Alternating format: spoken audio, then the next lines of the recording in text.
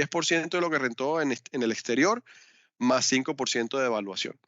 Resulta que donde estoy cubierto, yo solamente obtengo 10%. ¿Ok?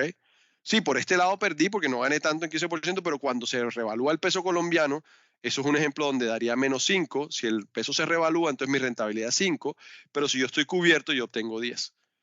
¿Ok? Entonces es pensarlo como si fuera un activo separado y esto me va a decir qué tanto de mi inversión afuera voy a cubrir. Reoptimiza nuevamente, encuentra los resultados y lo que queremos decir es, tengo mi portafolio completo, cuánto tengo cubierto y cuánto tengo descubierto. Eso es todo el ejercicio. Entonces vamos a expandir el set de posibilidades de retorno de activos con cobertura y sin cobertura. ¿Ok?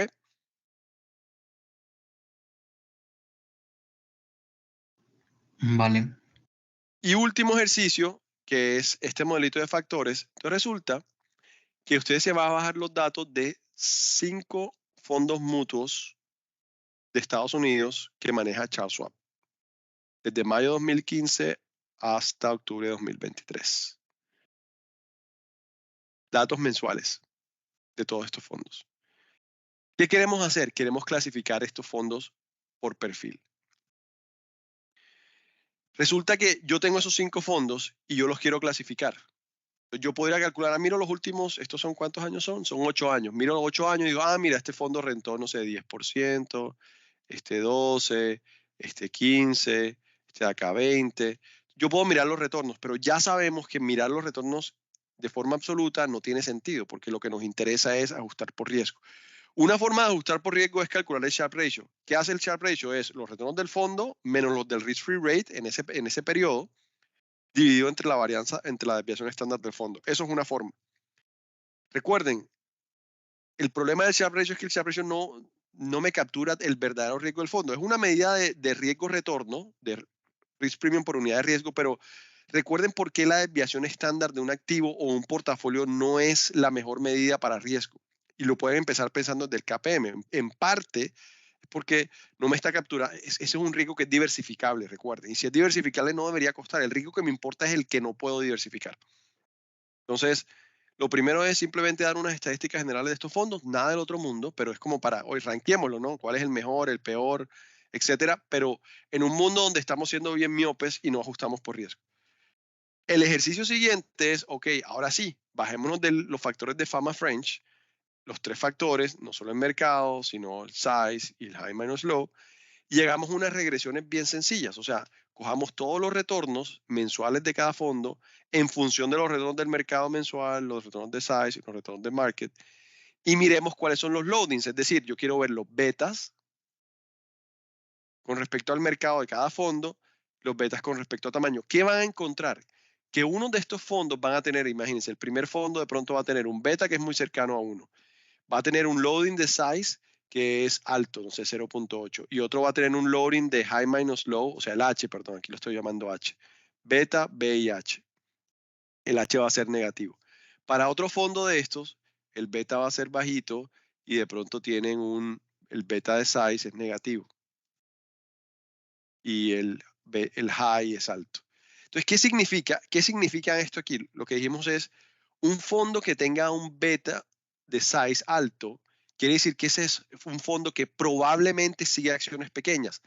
Y de hecho ustedes no se van a sorprender porque cuando ustedes lo busquen estos fondos, el nombre les va a decir, esto es Charles Schwab que invierte en acciones pequeñas en Estados Unidos. Lo que vamos a encontrar es que cuando lo corramos por la lupa del modelo de factores, vamos a encontrar, mira, este fondo típicamente dice que es un fondo que invierte en acciones pequeñas, es un fondo que el riesgo de size, de small minus big, es muy alto. Deberíamos encontrar que el beta es alto.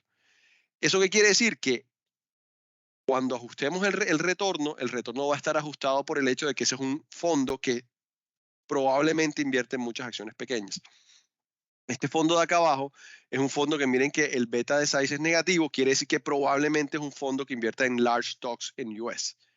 Y si tiene un loading factor de high minus low alto, H igual a 1, quiere decir que es un fondo que invierte en acciones de alto book to market. ¿Ok? Entonces, hacen esa regresión. Este ejercicio realmente es muy sencillo. Yo creo que es en el que menos se va a demorar tiempo. O sea, porque es correr 5, o sea, bajarse unos datos y correr 5 regresiones. Cuando hagan eso, van a encontrar los loadings y esos loadings les da una información de cuál es el foco de esos fondos, en dónde invierten. Es como si no tuviéramos el prospecto del fondo, yo podría identificar exactamente dónde están invirtiendo haciendo estas regresiones, ¿sí? Y en esas regresiones ustedes van a estimar un alfa, ¿sí? Cada uno de estos fondos va a tener un alfa. ¿Qué es el alfa? ¿Qué me dice el alfa?